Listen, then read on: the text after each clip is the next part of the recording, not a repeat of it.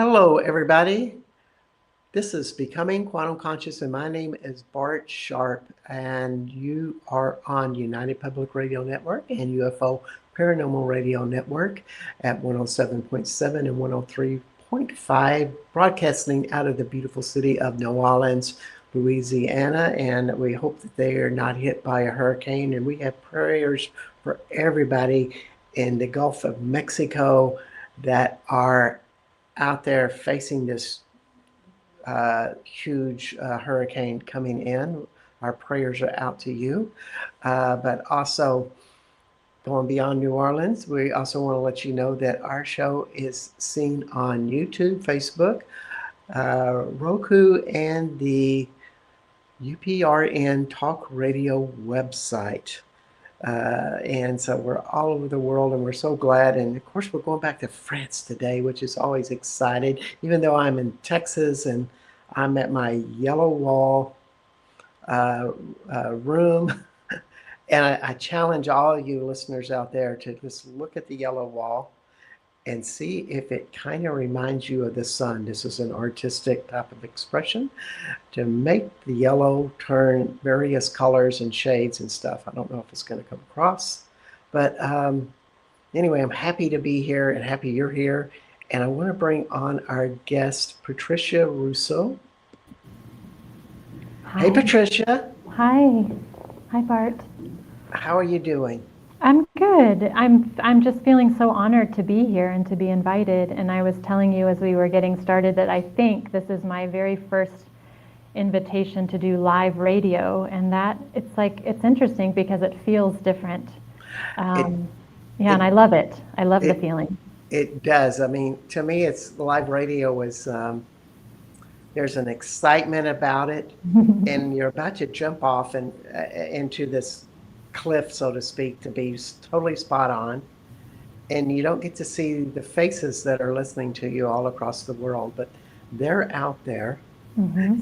It's such a strange sensation, in my opinion, because I speak in front of people all the time that are actually in front of me, and it's a totally different energy.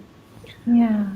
But I love the idea of being in listeners' ears, because I'm a girl that walks in Paris pretty often with a podcast in my ear or a book in my ear. I think this is actually how I listened to Kathleen McGowan's The Book of Love for many, many, many walks, because that book was a big one. But yeah, I love the idea of being audio, like an audio version versus a visual version, because I feel like people can really receive you more fully without the distraction.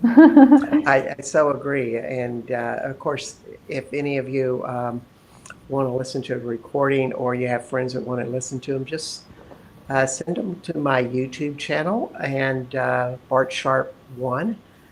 Become a subscriber. I would love it if you did. And also, I just wanted to give a short bio with you, Patricia, because you've done a lot of different types of spirituality, which makes your spirituality much broader in a bigger perspective. I love that. But here's a little bit of a bio to start to show. As an American living in Paris for the past 7 years, I walk the city not as a tourist, not even as a local, but as a pilgrim. Paris for me is a living temple. Ooh, I love that. Where the seen and unseen meet. Sacred Paris is offering that has bloomed from this love story, one that begins long before I arrived. Before I made my home in Paris, I spent years traveling the world as a luxury travel writer and content creator, visiting some of the holiest places on earth. But the sacred didn't shout. It revealed itself in stillness, in the hush of a temple at dawn, in the flicker of candlelight, the way beauty shows the breath. I came searching, yes, but more often, the sacred found me. It met me when I was quiet enough to notice. It guided me not with answers, but with presence. with signs, with silence, with awe. And over time, I learned the sacred isn't something you chase, it's something you receive. It's so beautifully written. Mm. Yeah, I love reading your stuff because you're such an eloquent writer, uh, almost as if you know you know exactly what you want to say. And that's one of the hardest things to do. You have a feeling of what you want to say, or you have an image. Putting it onto the words is a different story. So Yeah, thank you for it's sharing that. yeah. It's always nice to hear my word, like the words back. So yeah, thank you for starting here. And it's important, I think, for everyone to know that if I were to answer the question of who am I, being a writer and a poet is probably kind of at the top of the list. Mhm. I feel really comfortable in those roles, and and it kind of informs the lens by which I see the world.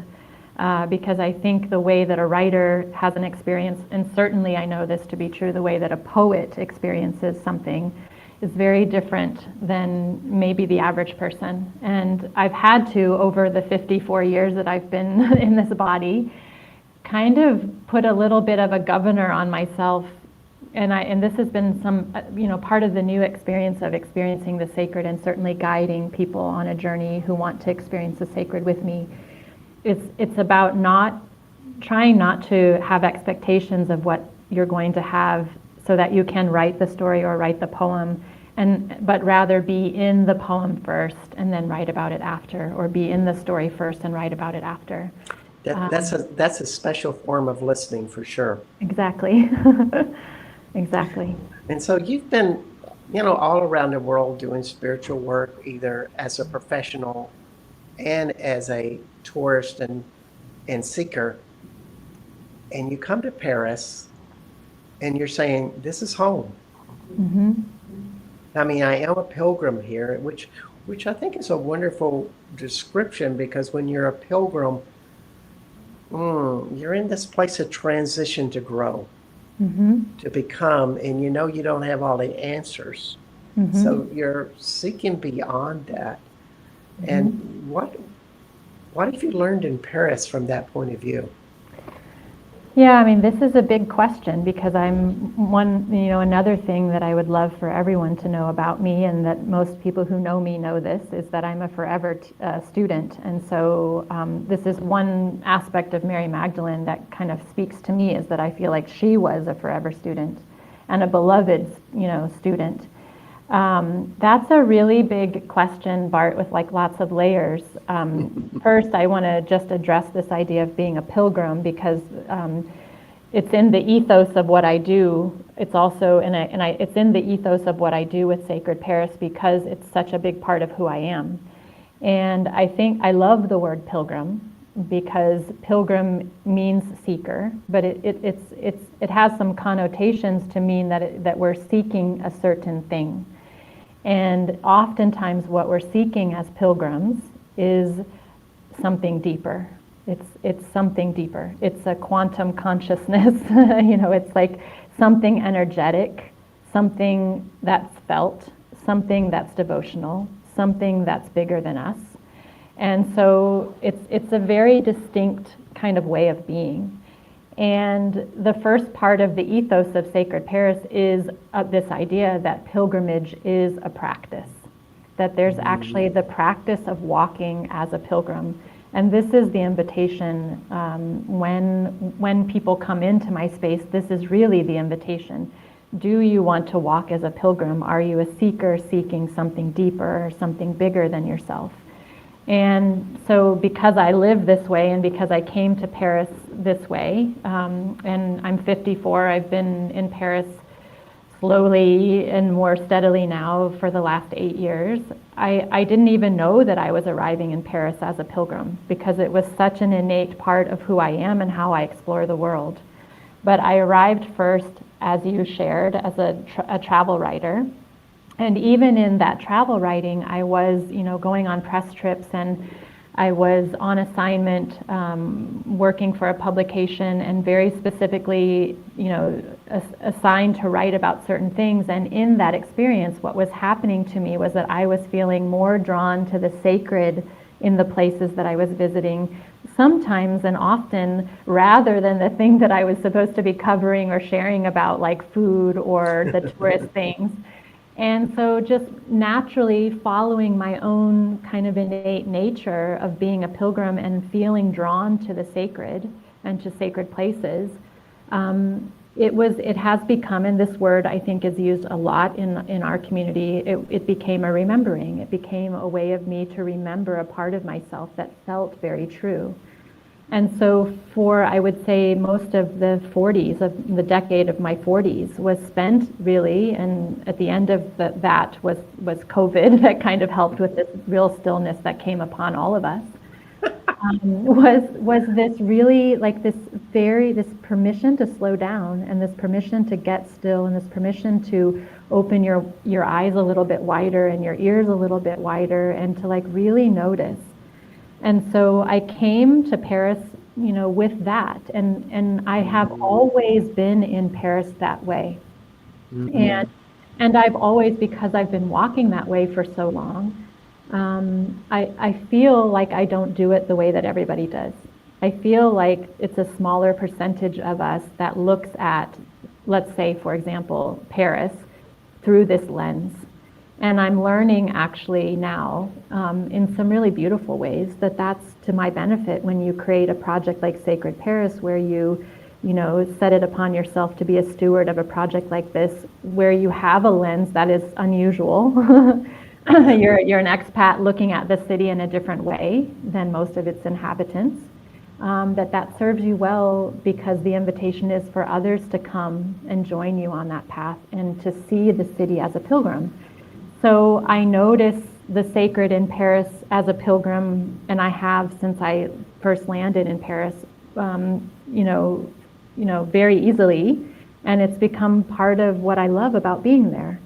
So I think that's, I kind of went in a lot of different places, but your question is a really big one, and it is. Yeah, it was a big one, but I think it's a great start, and there are many places we can go from there. Yeah, I was just thinking about, I recently went to Aix-en-Provence. Of course, that would be in the Provence region in the south, and people call it the Paris of the South. A lot of people travel on train to get away from Paris, to live in this small Paris-like town. Mm-hmm. And when you walk around this town, there's statues of Mary Magdalene, and these little, almost, I want to say bookcases, but they're not. They're more like these little shrines that are stuck in a wall with a glass covering them, and it'll be a statue of Mary. And we see this all throughout France, and I'm sure much of that is in Paris. We're reminded constantly that the Madonna, in whatever form she is always there. She's always remembered. Mm-hmm. Yeah, I mean, what you will see, and I don't know the French word or even the spiritual or religious word for those little alcoves, but they're also, you can find them in Paris too, where you'll be walking down an old street and you'll see a little, or you'll take a little passage, and you'll see at the end of the passage, there's one that I'm thinking of right now that's near Saint Paul Church, where I go every week to light candles in the Marais. And just down a dead-end passageway, there's a little alcove, and in that, the lady of the hour changes. The statue is sometimes the Mother Mary. The last time I was there, it was the Lady of Lourdes. And so it's beautiful to be able to see that these places have literally been carved out, and the intention is to venerate or honor the ladies of whatever the moment is or the intention is. And you can see that this is why also part of my ethos is this idea that the feminine is sacred. And I want to say that probably before this idea of pilgrim and pilgrimage and even devotion landed for me living in Paris, the very first thing and the most fundamental thing in terms of energy that I feel about Paris and living in Paris is the feminine. And I feel this come through so deeply and so strongly in the French culture overall, just in the care, in the way they carry themselves, in the things that are important. And in the land itself. In the land itself, yeah. And I feel, and people may not feel this or may have a different opinion, but I have always felt that Paris is a very feminine city. And so, yeah, so it doesn't surprise me that there would be a lot of honoring of the feminine in the religious realm of Paris, and in the spiritual realm, certainly. Yeah, and because it feels like it's been there for a very long time, and it's also deeply embedded in the culture. Yes, it is. And as I was told, when you look at the word Paris and its ancient interpretation or expression, it would be par Isi, or for Isis. It has its roots deeply into an energy that is feminine, just like, well, at least in the southern parts of France, we always say, well, Isis is everywhere. And then you go, well, I don't see any statues of Isis around. And they look at me and go, silly boy, she's in the land itself. Right. And Well, I'm like, oh. yeah. And certainly those, and I shared with you before we started that I'm not French and I'm not a historian, so I lean on, beautiful brothers and sisters to help me where I wobble in these areas. But certainly anybody who's on this path knows that many of the most important churches that you would visit in Paris are built on top of temples that used to be temples that were where the Sophia, we can just say, was honored. And there was some great devotion to Isis in some of these temples. And so, yeah, I mean, I have this on my list. The Isis-Paris connection is not something that I feel like I'm an expert about, and it's something that I'm wildly curious about. And as a matter of fact, I really lean on the sisters that are in my circle that are, guides in Egypt. I haven't been to Egypt yet, although I'm feeling called there, and we'll probably do something Paris and Egypt connection, because I know based on the ley lines and the energy and the sacred geometry of the way that the city is laid out. And I also know, for example, Notre Dame, the legend is that this was, originally an Isis temple, that the church is built on top of an Isis temple. And so it's important to know this, and those of us that are sensitive to energy certainly can feel the depths of the feminine in these places in particular. In particular, so true. I want to say hi to Heidi. Good day, Bart, Patricia, from Boulder, Colorado. Didn't realize you had a YouTube channel. Thank you, Patricia. It's so true that all of this connects around. But let's bring you to the topic of what the show was titled, Mary Magdalene in Paris. What does that mean to you? Well, it's a big and beautiful subject, and it's the most popular request that I have at the moment. Show us. First, I want to just share with you how this kind of began. For 5 years, I've been guiding pilgrimages in Sambam. I went there for the very first time on my own, not knowing very much about it, had a mystical experience at the very top of the mountain, and vowed that I would go back for the rest of my life every single year. And then slowly each year, people said, "Oh, I want to go with you," as they heard my story. And so now it's a full-on 1 month, 4 weeks of pilgrimages, and I love it. And what started to happen was most of the people that joined me come from the US, they would start and stop in Paris. And so they would say, "Can you show us something about Mary to kind of drop us in before we go to Sambam? And when we come out of the pilgrimage, can we also experience some things in Paris to kind of keep us in the energy of Mary that we just experienced in the South?" Excuse me. And so little by little, what ended up happening was I was beginning to share with everyone my Mary in Paris, or my experience with Mary Magdalene in Paris.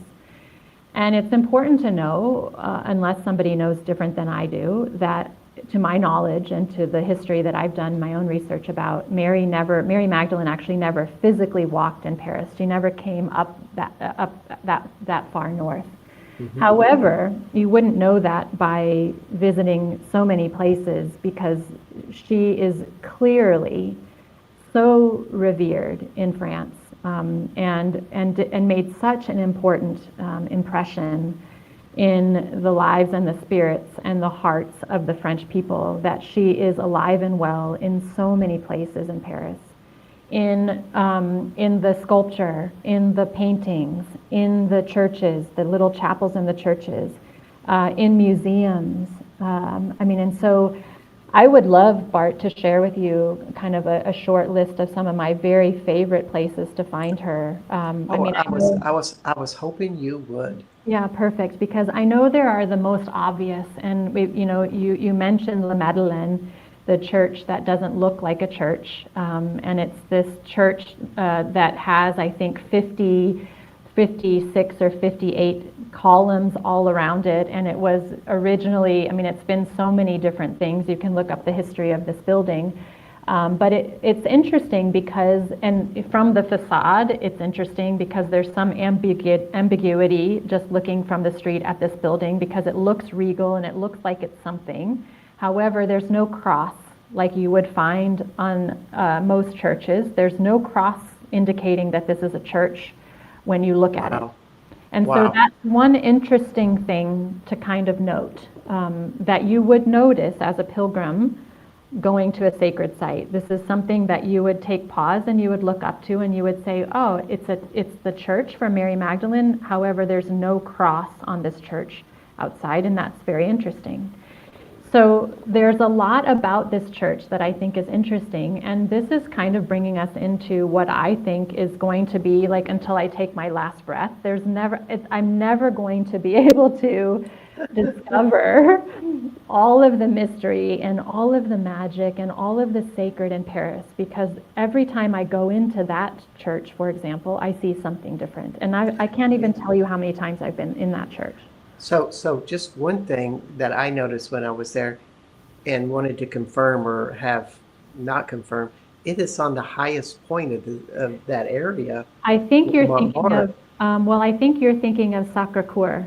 Okay, sorry. So yeah, and we can get to that one, because that's a very special church. But La Madeleine is actually, and it's important to know, the location is very significant for La Madeleine, because it's just off of one of the major ley lines in Paris that has a very masculine energy, which has, it has the Louvre, it has the Little Arc, it has the Concorde, it has the Arc de Triomphe. And so it's very much, and it's just off to the left, I think, when you're looking at the Louvre, it's just off to the left of this very masculine ley line. And so when I guide, I do a walking water ritual tour, which is 5 places that are connected to the energy of Mary Magdalene, and we begin at La Madeleine. And we go to the Concorde, so we begin in this very feminine energy. Well, it's feminine energy, but it's in this very masculine building, and we make our way to the ley line, or this beautiful line that goes through Paris that has some very, very important significance. And there's some legend and there's some feeling that this building was very much on purpose placed here to balance the energies. It's not there by accident. And so the placement of La Madeleine being near Concorde is interesting, but it's not in Montmartre. So we can get to that. Okay. No, I'm glad you clarified that. Because I do not know the churches of Paris. I've only been in. Well, there are 200, Bart. So it's. I think there are almost 200 churches, and strangely, magically. I'm so glad, Heidi, that you because the ley lines are I'm so curious about ley lines, and it's not my expertise, but I love standing on them. I love feeling into them. I love learning more about them. I love talking to people who know more about them than I do. I love looking from an aerial view at the way that Paris was designed and thinking about these ley lines and these energy points and energy centers, and with what happened in these places. Like it's a fascination for me, and it's not my expertise, but I know enough to guide us through these experiences that I guide us through. And one thing that I want to say about La Madeleine is that it has a relic of Mary Magdalene in it, which for a Really? long time was not visible to the public. It was kind of behind closed doors, to my understanding. But for the last however many years that I've been, going there, so at least for the last handful of years, you can now see one of Mary Magdalene's relics. And I think that it was given to the Madeleine Church by Saint Maxim in Saint-Baume. So they're sharing the relics, and there are relics. We have some relics in Vézelay. I think there's a relic in Chartres, and I think and there's certainly a relic in Paris. And so when you think about Mary Magdalene and the connection, and I'm not Catholic, but I have lots of Catholic sisters that share with me how important relics are and how important venerating relics are. And for those of us that can feel energy, it's an important thing to have an energetic connection. And so I think the Madeleine Church, it's the most popular, and it is the place where she is fully honored. There's an incredible statue on the main altar where she's being lifted by angels up into heaven. Every single thing in that church is about Mary Magdalene, and so it's very rare in other places in the world, and certainly in not so rare in France. I think because of the more that I learn, the more I realize how beloved she is. But it is the starting place, I think, and certainly the main Mary Magdalene site in Paris. I wonder if it also is connected to the Magdalene line that runs from Pescardu through Paris, through Dunkirk. I'm not for sure, but Annie Williams did a show on this. I was just going to say, that's a Annie Williams question, for sure. Bless her heart, we wish Annie the best. Yeah. And she always was saying on the show, I was sad to say I recorded a show with her this summer, and then it was mysteriously deleted before it aired. Oh, no. It's missed. The whole prosperity of it was missed. However, she kept saying that so many of these places, particularly this is more in Spain, but also reading over to southern France, were old ISIS sites, and they did not make them into Mother Mary sites. They made them into Mary Magdalene sites. Yeah. And just want, maybe it goes along that line, and we really don't know, but we can entertain the thought. I love that idea. I had Annie on my podcast, on my Sacred Paris podcast, talking about her book, and I think she's working on a new book that's going to be all about Paris. This was what she shared with me. So I love that she's going to be our expert. She certainly will be my expert on all the lines and connecting the dots. Indeed. Yeah. So for sure, La Madeleine is, the most prominent place, and certainly the place where most pilgrims who are looking for Mary go. I think what's so beautiful, though, is the fact that I've been in Paris for 8 years, and I'm still finding myself in churches off the beaten path where I didn't even know that a Mary chapel or statue was, and so she is everywhere, and there are hidden mysteries. And I think it's also kind of part of, maybe as Phil Cousineau would say, the magic of the path is that you get things, you get the magic of the path as that things are uncovered as you walk it. And so there's something beautiful about not having an exact list that you can check off. And I certainly love that I'm constantly getting new information. If there's anything about any Parisian city, or when I think of all the small towns in Southwest France, there's a church in every small town. It might only have a population of 20 people, but they have a church. So if you imagine Paris, every community. Well, there are 19 neighborhoods, There are 19 neighborhoods, and I want to say just in my neighborhood in the Marais, in the center, which is also interesting, this is maybe for the next conversation, but the Knights Templar, the headquarters in the 12th century, the Knights Templar headquarters were in the neighborhood that I live in. And so when you think about it, there certainly is at least one church in every neighborhood. And in my neighborhood, there are, I don't know, in the Marais, I can't even tell you how many, churches there are. Yeah. It's a local thing. It's people would go daily to these churches in their heyday, and that went up to, I don't know when they stopped, but of course, it's not the case that it is now. Maybe that's true in Paris, but there's so many of them. It's the point. And we are at midpoint of the show, but I wanted everybody to know, this is Patricia Russo. Her website is sacredparis.com. She does tours in Paris and also in southern France and other areas of France. You are listening to Becoming Quantum Conscious. My name is Bart Sharp, and this is the United Public Radio Network and UFO Paranormal Radio Network at 107.7 and 103.5 out of New Orleans, Louisiana. So Patricia is available not only on sacredparis.com, but sacredparis.substack.com, where she has a lot of great articles on Substack. You can become part of her community, as she is, I think you're the only tour guide that I know that does intense spiritual tours. And we have so many other interpretations of what we think in Paris is, but historically the heart and soul of the city is the church. Right.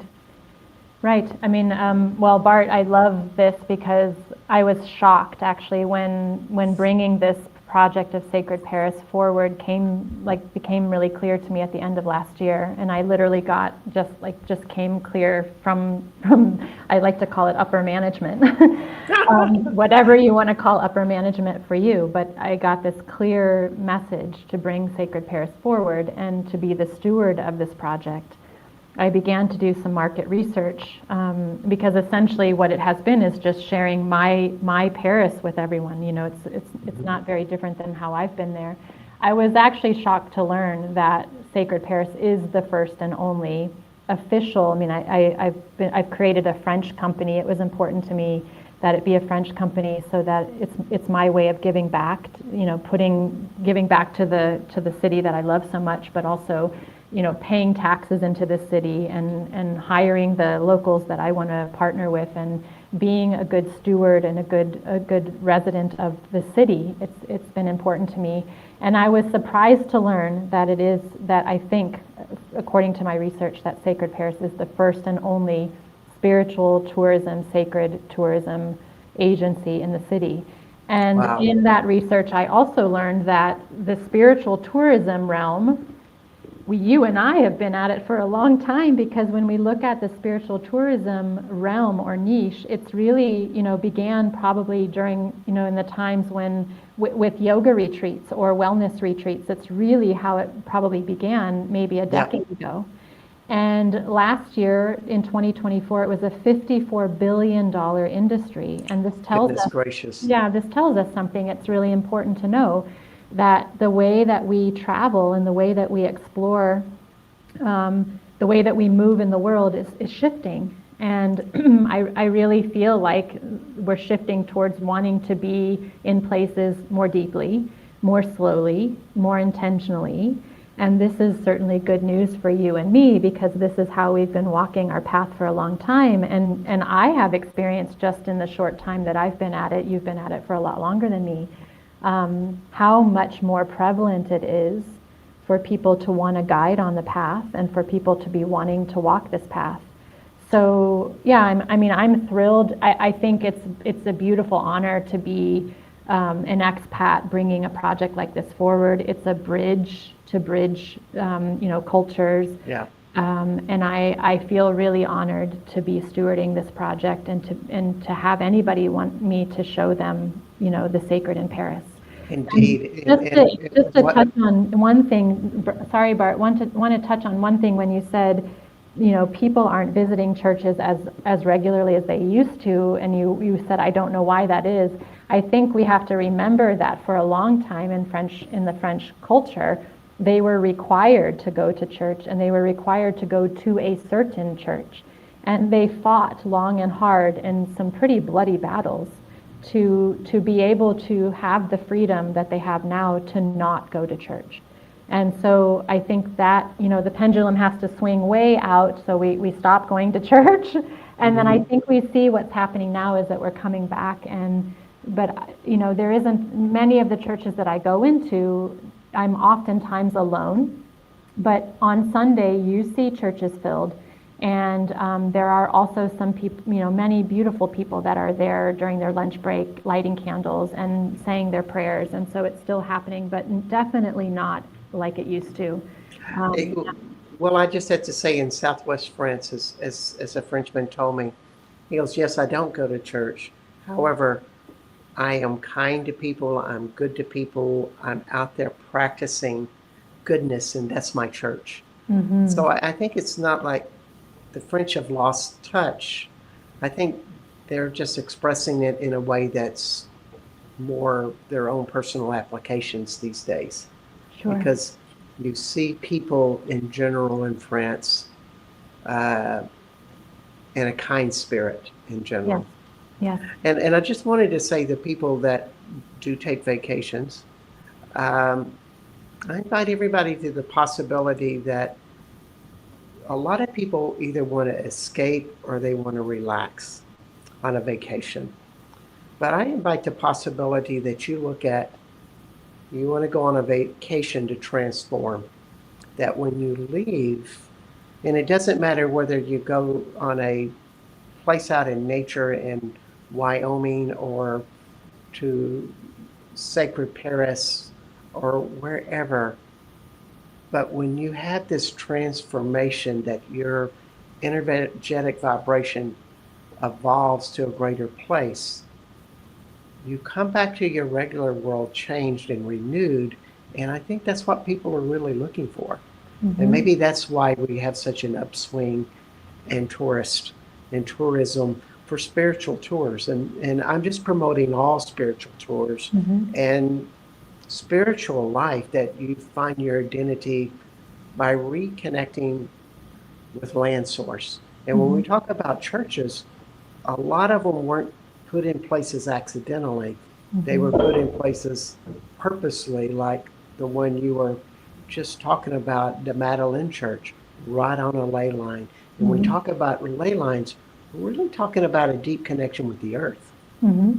So all of that stuff comes up even though you're in the middle of the city. Right. No, it's so true.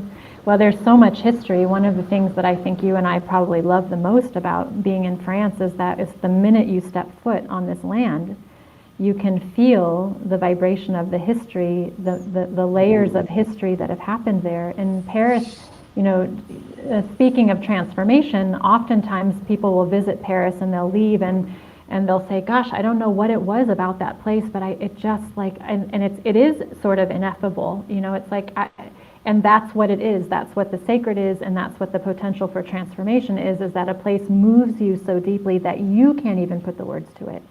And what's moving you is the layers of history and what's happened there, and the tending that the culture does to preserving the energy of these sacred places. I mean, it's painstaking, the effort that happens in France to keep the patrimony, to keep the sacred sites so beautiful. And I don't think we see that in the U.S. in the way in which we do in France, and certainly not in Paris. It's one of the things that I love the most. It's so true with that there is a reverence wherever you go to the churches. Even if some of them are now more almost like recreational centers where you can meet and you can sing. Priests do not come to them anymore because there's just not enough money to pay them, but they're still revered with this. So going back to the churches, Okay. can you share a little bit more about some of your favorites? Yeah, I would love to But just you have also. something on your mind right I would now. love to note that, I mean, just because it's important to note that I want to list, 3 or 4 places that are not churches where you can find Mary, because I think No. it's easy to say, okay, I could give you a list of churches and they're really remarkable, and many of them are probably known. However, it might come to a surprise to your listeners and to the viewers that will watch the recording that the Gustave Moreau Museum is probably one of my favorite places to find Mary, because he was he was a symbolist, and he was a painter, and he was absolutely enamored by the feminine. He was in devotion to the feminine and revered the feminine in such a way that every single painting that he ever did of Salome, of the Mother Mary, and certainly of Mary Magdalene is her at the cross, her as the beloved, her as the one in waiting. And it's a small museum that's off the beaten path that you may not know to look for Mary Magdalene in. And so I want to just give you that nugget, because it's well worth the way. You got me curious. Yeah, there is an incredible wooden statue of Mary Magdalene in one of the lower levels of the Louvre, which you have to find.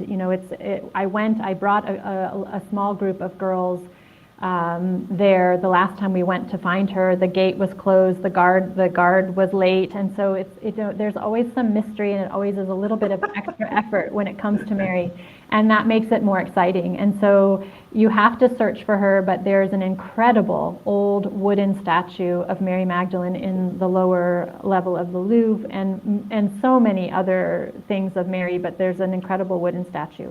And also in the Cluny Museum, there are 2 really remarkable, I think I want to say, but don't hold me to it, they're Dutch, but they're wooden statues carved and so beautifully preserved that it looks like they were just finished.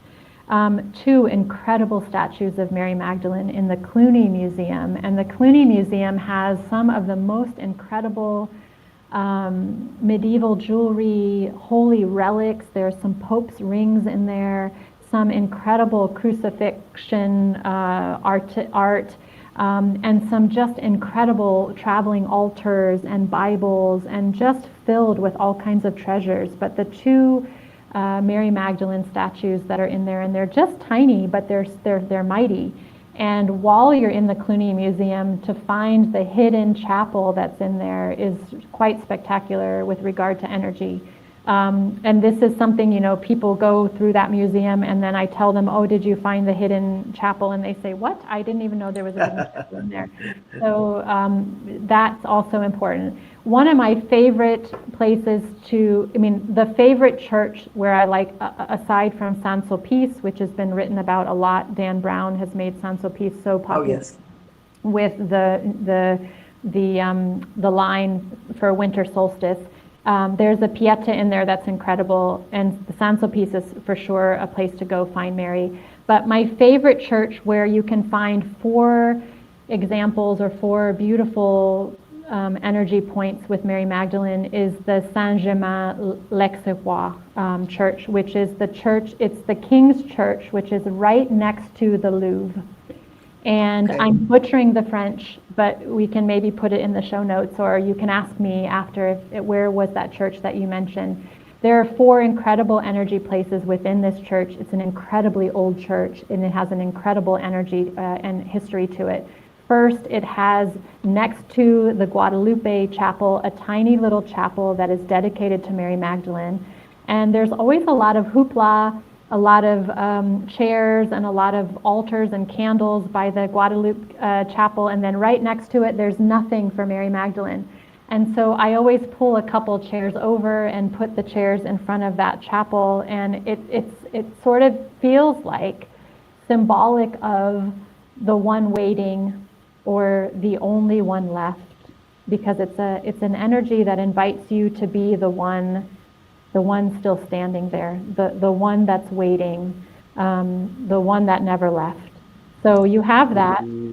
You also have a sculpture in the back behind the main altar where she is just this really precious, beloved at the feet of Jesus, and that's not to be missed. There's a stained glass. I think I posted it in your group. You've been so generous with all of us to post things on the path. And there's a stained glass where it's based on interpretation, but it looks like all the apostles and Mary. And so that's there. And then there's a remarkable painting that's in there with an incredible version of Mary Magdalene. And we talked a little bit about the archetypes and how she's represented. And so depending on whose version of Mary Magdalene you're witnessing, whether it's in painting or sculpture or even in a chapel in a certain church, you get to see who the artist thought she was. And in this painting, in this church, it brings me to tears every time I go because she is just remarkable. And it's also a great conversation piece when you stand at the foot of this painting, and the painting is the size of the church. I mean, it's a huge painting. But there are two women, and it's interesting to just have a conversation about which one is Mary or which Mary is Mary, because the story of Mary and all the Marys, it's a great conversation to have, and none of us will know exactly unless we ask the artist. But that church is probably one of my favorites. And then there's a second church that I want to mention before the show finishes, and that's a church that's in the Marais, and it's I think it's called Saint Denis Saint Sacrament, and it has a Delacroix painting in it, and the name of the painting is Jesus in the Desert, and it's just in its own little altar or little chapel space, and the painting is huge, and it's this gorgeous painting, and the way that Mary is depicted in this painting of Jesus in the desert is so spectacular. And again, I bring a chair and I sit there, and the last time I sat there, something really mystical happened. I thought it was a moth, just flew into the chapel, and it fluttered around, and I was kind of annoyed at first. I thought, oh, what's the moth doing in here? And then it came and it landed on me, and I realized that it was a butterfly. And it was just such a moment of presence. Like when a butterfly lands on you, it brings you so present into kind of the second, the moment, the silence, the stillness.